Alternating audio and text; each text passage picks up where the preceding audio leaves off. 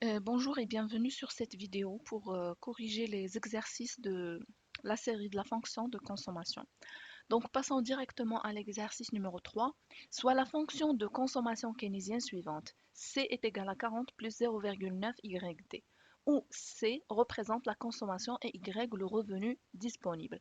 Première question, complétez le tableau ci-après, sachant que YD est égal à C plus S, où S désigne l'épargne. Donc, il s'agit d'abord de calculer la consommation à partir de l'équation de consommation qui s'écrit sous forme C est égal à 40 plus 0,9 YD et le revenu qui s'est réparti en deux parties, consommation et le revenu. Donc, on va calculer la consommation de chaque niveau de revenu à partir de l'équation de la fonction de consommation qui est égale à 40 plus, ici c'est 40 pas 400, 40 plus 0,9 fois 300 fois le revenu disponible qui est égal à 300 égale à 310. Donc 310 et ainsi de suite. La même méthode de calcul pour les autres valeurs. Maintenant, pour calculer l'épargne, on va tout simplement utiliser l'égalité du revenu disponible qui est égal à C plus S, c'est-à-dire la consommation plus l'épargne. Donc, S, automatiquement, égale le revenu disponible moins la consommation.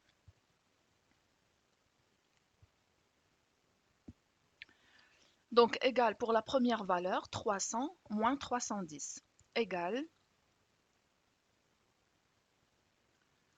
à moins 10. Et ainsi de suite pour les autres valeurs. Question numéro 2. Déduire la fonction d'épargne puis vérifier les résultats du tableau. Il s'agit d'écrire l'équation d'épargne S à partir de l'équation de la consommation C qui est égale à 40 plus 0,YD et l'équation du revenu disponible qui est égale à YD qui est égale à la consommation plus l'épargne. Donc à partir de l'équation du revenu, on peut écrire l'équation de l'épargne YD moins la consommation. Et on sait que la consommation est égale à 40 plus 0,9 YD. Donc S égale à YD moins la fonction de, ou bien moins l'équation de la consommation. Donc S égale à YD moins 40 moins 0,9 YD.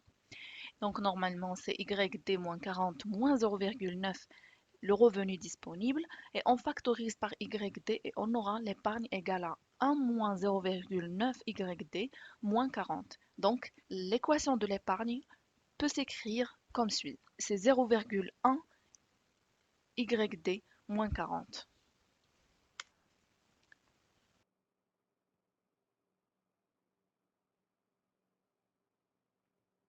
Question numéro 3. Généraliser le résultat en partant de l'équation de la consommation qui est égale à la consommation incompressible plus la propension marginale à consommer fois le revenu disponible. Donc en partant de l'équation de la consommation qui est égale à la consommation incompressible fois plus C plus petit c plus YD et on sait que YD c'est-à-dire le revenu disponible est égal à la consommation plus l'épargne. Donc l'épargne égale normalement au revenu disponible moins la consommation. Donc on va remplacer la consommation par son équation. Donc on aura le revenu égal à YD moins la consommation incompressible plus petit c fois YD.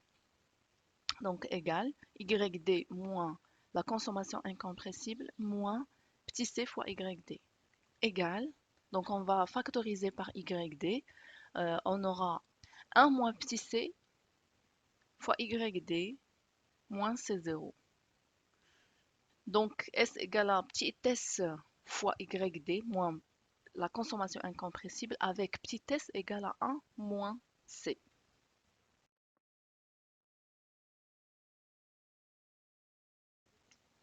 Donc passons aux quatrième question. Quelle est la signification de la courbe de 45e degré? C'est la courbe qui représente tous les points lorsque C est égal à Y. c'est-à-dire le revenu égal à la consommation. Donc, qui dit Y égale à C, donc S automatiquement est nul, car normalement Y est égal à C plus S.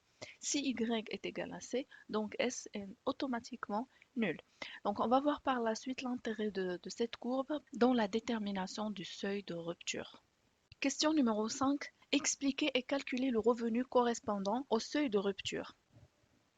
Donc on va le représenter sur le graphe pour le comprendre. Donc le revenu qui égalise la consommation représente le point d'intersection entre la droite de consommation et la droite de 45 degrés.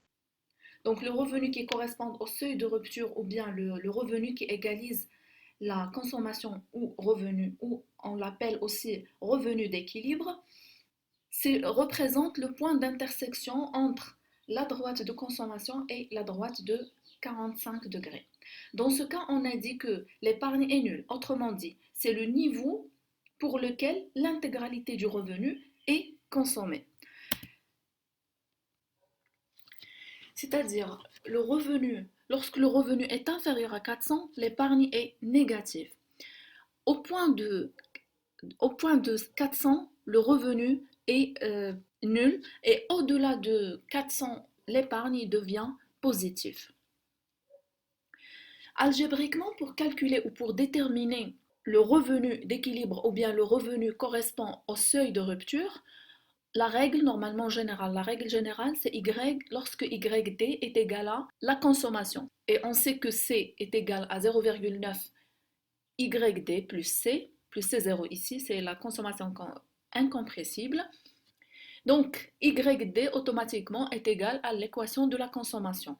Donc, on va factoriser avec YD et on va trouver YD est égal à normalement donc 0,1, YD est égal à la consommation incompressible. Donc YD est égal à 1 sur 0,1, la consommation incompressible. Donc YD est égal à 5 fois la consommation incompressible. Donc,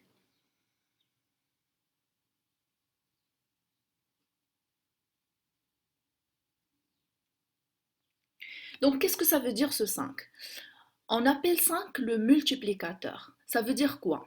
Ça veut dire que lorsque la consommation varie d'une unité, le revenu disponible varie de 5 unités. D'accord? Donc on va prendre un exemple pour bien assimiler cette notion de multiplicateur. C'est à peu près la même notion de multiplicateur de Lagrange en microéconomie. Donc on va prendre l'exemple.